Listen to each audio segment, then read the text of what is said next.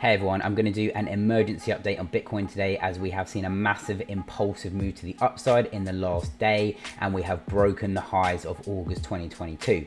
So I'm going to tell you what this means for Bitcoin and if it means that we're going to new highs or if you should be careful here. So if that sounds good to you, go ahead and like the video, subscribe to the channel. Without further ado, let's get straight into it.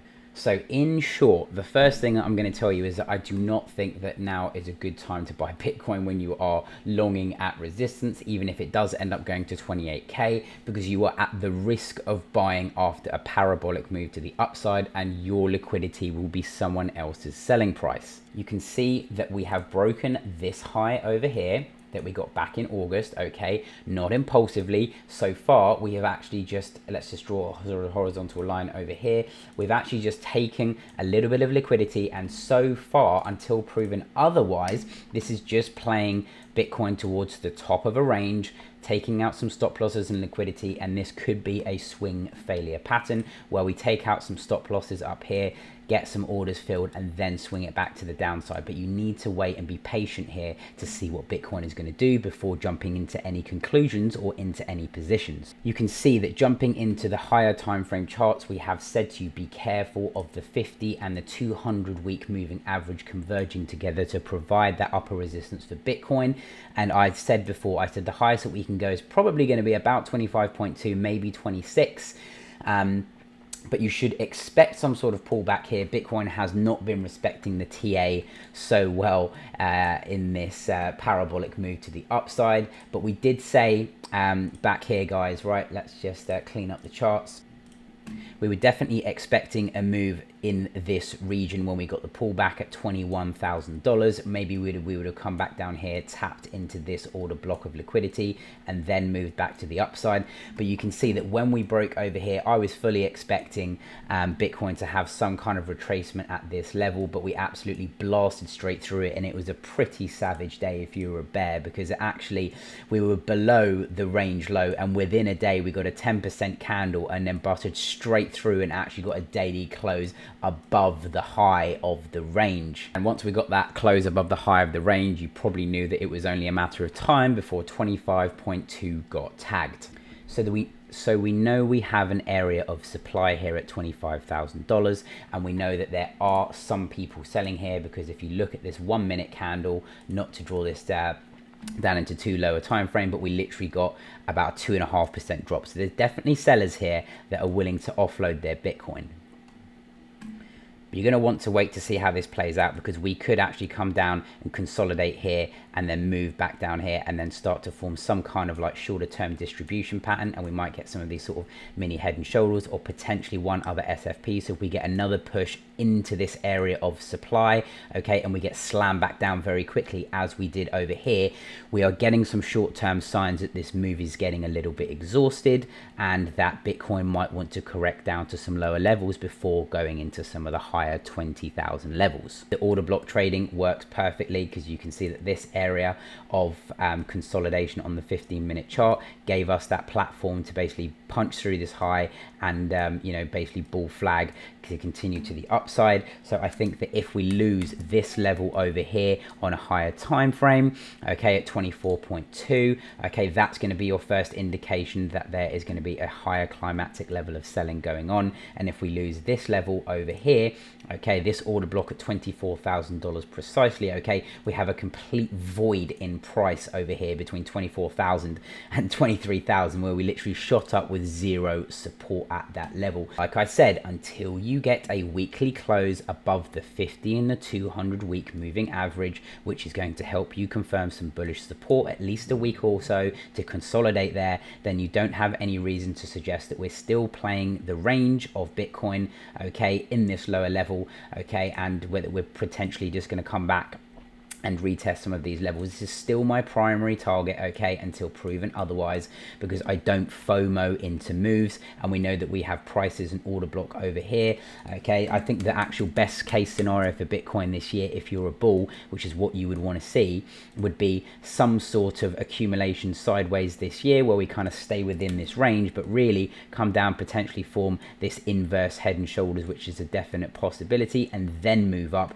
That would give us a little bit more fuel to kind of bull flag down for the rest of this quarter, for the next 3-4 months, okay, and then start to form a base of support to move a little bit higher and challenge $30,000.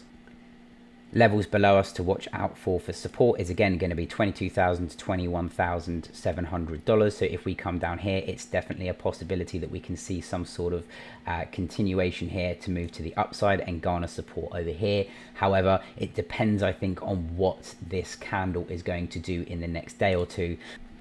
And the reason this is such a make or break level for Bitcoin here is that you can see that on the VPVR, we have zero volume here. And I mean like zero volume. So every time Bitcoin comes into these levels, we basically stay here for like a day or less. So we basically have no volume, no traded price action in these levels. So if Bitcoin corrects them here, okay, and we move to the downside, I think this is going to be quite violent. We could maybe get one more push, or we basically have a violent correction to the downside, especially after such an impulsive move. It might take a day or so, but I think that we either, okay, at these low levels of volume, there's either going to be no buyers up here, there's going to be too much supply, and then we move back to downside quite correctively.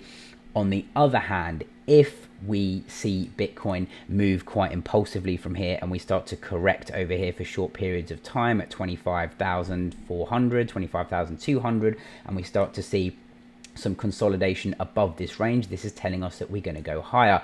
And I think that these bull flags are probably going to be quite violent, and then on the reverse side we're also going to move quite higher. So if we do end up breaking up here, expect this to be a very violent move, okay? And then maybe that would complete, you know, maybe like a 1, 2, 3, 4, and then the 5 is up here, and then we get that major correction. Definitely a possibility that I'm looking for in Bitcoin.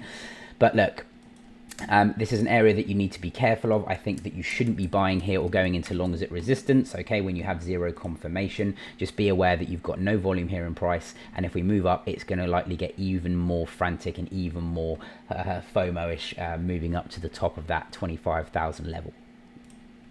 Obviously, we're starting to form some divergences on the RSI here. Typically, what you see is that after these parabolic moves, okay, especially when we've moved up into the RSI of about 80 to 90, we actually usually find a correction point in the midpoint at about that 46, 47. We usually retest this many times and then see a bounce back to the upside, oftentimes to the top of the RSI band, which is the overbought region at 70. So I think, again, reasons here to be cautious, but we are starting to diverge in price and RSI, where we're starting to get over here, okay, an increase in price, and we're actually getting a decrease and lower highs on the RSI as well. And another reason to be cautious here on Bitcoin is that you can see that overall volume has been declining, and these spikes of green have been getting, you know, a little bit lower, a little bit lower, a little bit lower, and that's why we had this correction of about 12% for Bitcoin. But, you know, you can see here as well that as we're increasing in price, what you don't want to see for a continuation of an uptrend, okay, is for volume to start dissipating and for price to start moving in a higher direction, because that means that we don't have a volume confirmation to actually support this higher move in prices. So I just want you to be aware of that. I know that I keep harping on about this, guys, but guys, when you see the DXY and the dollar starting to correct sideways and consolidating under key resistance, okay, and you can see us that we're actually just starting to break out, especially on some of these higher time frames. You can see on the 12-hour and on the 1 day that the DXY direction, at least in the short term, is to the upside. And if this happens, this will result in a clash with Bitcoin, because something has to give. None of these can just keep going up at the same rate. That's not really how it works, okay, where DXY just shoots up 7% and Bitcoin also goes up like 40%. So just be careful here, because my reading of this would be that the dollar is king. It takes precedence over anything else, and the timing is not as important specifically. It's just that it is telling you generally here that you need to be careful when the DXY is moving up, that Bitcoin has the potential to basically have quite a large correction at these levels. Bitcoin bull, you certainly want to see the DXY head south, but that is currently not happening. Bitcoin into key resistance, DXY pushing up, S&P 500 also correcting and looking a little bit toppish, taking out some stop losses and maybe deviating lower. Breaking support of this uptrend line on the S&P 500 could also give Bitcoin a little bit more fuel to move to the downside. So definitely an area to be careful of. I'm not buying here. I am cautious. I have got most of my bags somewhere between 20,000, 19,000, and I am still open to the fact that this year we still may hit 14k for Bitcoin and touch the order block down below us. Look, this year is going to be a lot of oscillations in my opinion, and it's going to be a sideways year of bears getting wrecked and bulls getting wrecked as well. So I hope you got some insight from that video and you value my opinions. Then go ahead and like the video, subscribe to the channel, and let me know down below if you think Bitcoin is heading higher in the short term or if you think that we're going to head back to the downside.